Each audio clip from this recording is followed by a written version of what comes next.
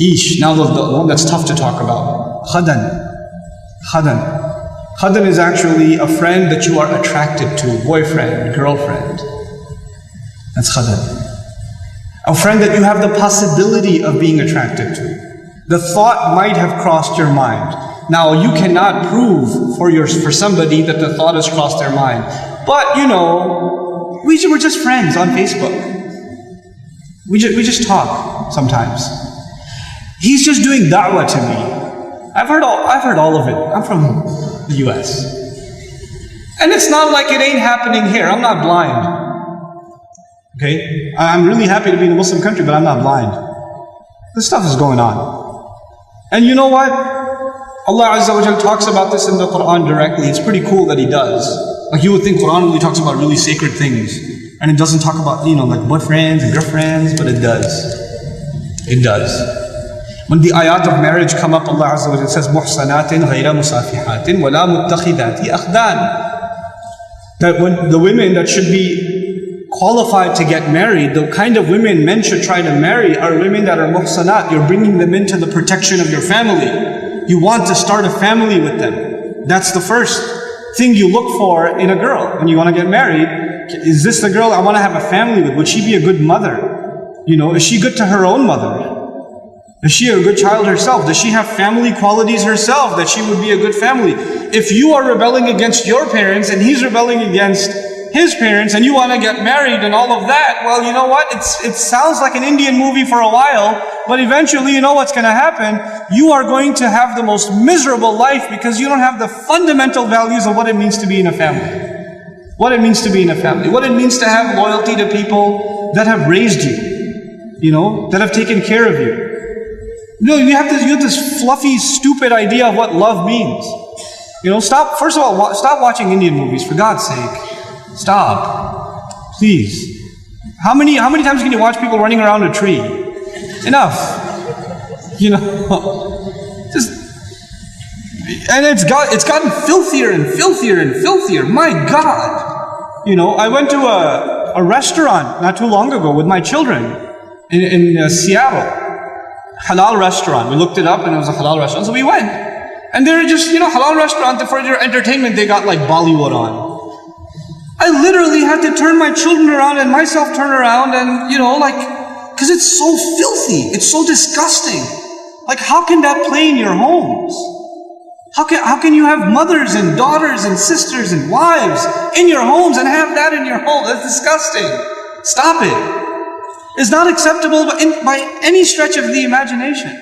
You're destroying your families by doing this, What you allow to, these are friends you've made, these digital friends you've made that you're watching all the time. SubhanAllah. The harm they have. So, coming back to akhdan though, what does it mean? وَلَا مُتَّخِذَاتِ أَخْدَانٍ. First of all, look for a wife that is going to start a family with you, that will be in the protection of the fort of your home. And then, غَيْرَ مُصَافِحَاتٍ. That you're not just there to get your lust out of the way. You don't just think she's cute and that's it. I want to marry her, she's so beautiful. I can't stop thinking about her. You don't know how many of those emails I get. Oh my God, I have so much fun reading them too. Brother, there's this sister, I was giving her da'wah, I want to marry her. No, you weren't giving her da'wah to Islam, first of all. That's a different kind of da'wah you were doing, my friend. And let's be real. And then you want to marry her. Have you talked to your parents? No. They would kill me. Have you talked to her parents? No, astaghfirullah. I was like, then go to the store and buy yourself a baby bottle and suck on it. You're a baby, you can't talk to your parents, can't talk to her parents, then you're not a man. When you become a man, call me back. Until then, sit in a corner and cry. Come on. These relationships that you think are so awesome, and you know why and I'll fill you in a little. I'll fill you in, especially the teenagers in the audience, and the young people in the audience who kind of just recently shot an email and somebody emailed them back and a little Facebook thing happened, and a little wink and a little hee there in the playground, even though it's a separate school, but in recess you saw each other like hee and hee. Like a little bit of that happened. Let me just fill you in a little. All of this is a product of low self-esteem. You think you're ugly. So if a guy thinks you're cute, you're like, really? I'm beautiful? You know, you have low self-esteem. You think nobody's going to like you, nobody's going to want to marry you, and all of that stuff. And on the other hand, the guy, like, you know, we don't have good friendships and good relationships, so we're looking for something. And most of the guys, I don't have to tell you what's going on in your head. You and I have ijma' on this issue. The things that go on in our head. There's no reason for me to explain all of that to you, you know. But, you know, just because you have raging hormones and you're like daydreaming about girls and things like that, it doesn't mean that you're in love. It just means that you haven't controlled your temptations yet. And you're ruining somebody's life. You're ruining an entire family. Do you realize what you're doing? And you call it love? You tell me if she was like 50 pounds fatter, you still be in love? Because she's the same person, same ruh inside her jasad, right?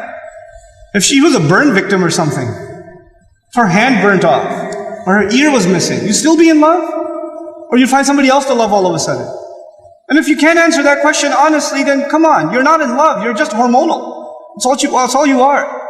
You know? This is what we've done to relationships that are supposed to be beautiful. Marriage is supposed to be a beautiful relationship. It's supposed to be a lifelong relationship. But because you're watching all of these models on TV and stupid, like, you know, women that are just throwing themselves at men and all this stuff, and you've developed this delusional concept of what it means to have love in your life. Delusional concept. Our deen came to free the world from this nonsense.